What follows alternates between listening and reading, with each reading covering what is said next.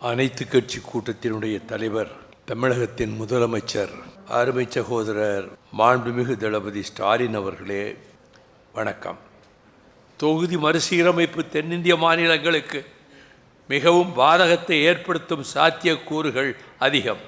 மக்கள் தொகை அடிப்படையில் நாடாளுமன்ற தொகுதிகள் மறுவரையறை செய்யப்படும் போது மக்கள் தொகை வளர்ச்சி குறைவான தென்னிந்தியாவுக்கு மக்கள் தொகை வளர்ச்சி அதிகமாக உள்ள வட இந்தியாவுடன் ஒப்பிட தொகுதிகளின் விகிதாச்சாரம் குறையும். பாஜக ஆதரவு பசுவளைய மாநிலங்களில் கவுபெல்ட் இருக்கும் தொகுதிகளின் எண்ணிக்கை அதிகரிக்கும். இன்று கலந்து கொண்ட அனைத்து அரசியல் கட்சிகளும் மிக பொறுப்போடு இதிலே பங்கேற்றிருக்கின்றன.